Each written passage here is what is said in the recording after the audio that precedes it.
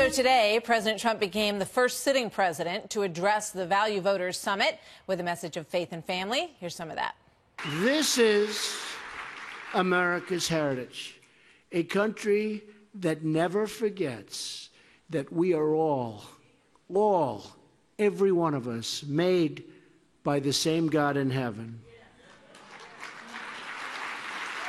We will not allow government workers to censor sermons or target our pastors, our ministers, our rabbis. These are the people we want to hear from, and they're not going to be silenced any longer.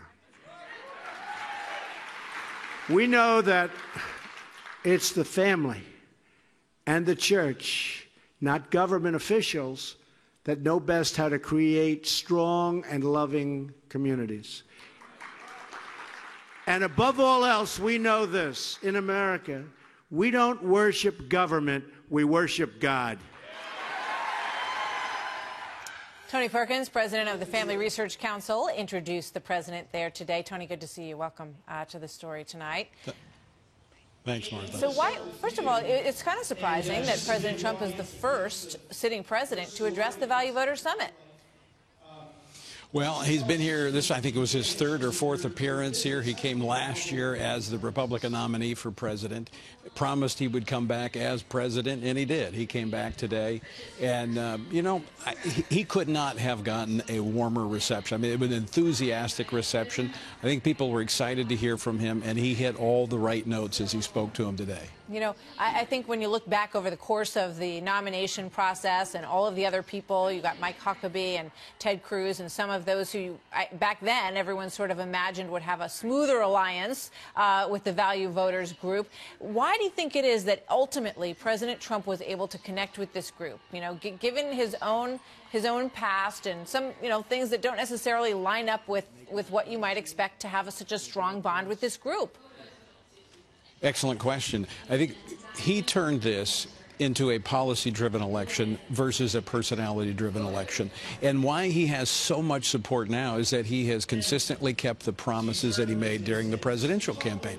Promise to promote the sanctity of human life, promise to defend and promote religious freedom. And he's been doing those systematically in his policies, and so he continues to have enthusiastic support among social conservatives in this country. You know, what's your next request from this president? I mean, you point out that he's been lining up in terms of, what about judges? I mean, that's one of the issues that really hits home with so many values voters, because they want, when the courts have these decisions to across the bench, that they're going to go their way. No question, Martha. And he was able to do a victory lap on that today in many ways with the Supreme Court nomination and confirmation of Neil Gorsuch. And he has made some stellar nominations. His team has worked great to put some up there. And I think the point that probably is the most contentious here is that the Senate has not been moving forward, and people want the Senate to get in line and get these things done, because there's a sense that we have a narrow window to make it happen. Yeah, I mean, there's a lot of depth to these appointments that hasn't gotten a ton of attention, but that conservatives are quite enthusiastic about. Is there anything, when you get in his ear that you say, Mr. President, we like what you've done so far, but this is what we really want you to focus on next? Well, the issue of religious freedom, he continues to talk about it. He knows that's important to this community, and you heard it throughout his speech today. You know, the executive order he did in May, last week, the guidance from the Department of Justice, that still has to be carried out in a third phase where there is specific guidance given to the various federal agencies. Department of Defense has been horrible on this in the past administration.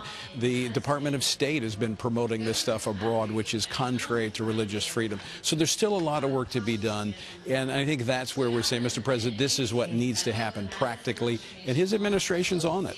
All right, we'll keep an eye on it. Tony Perkins, always a pleasure to have you here. Thank you, sir. Thanks, Martha.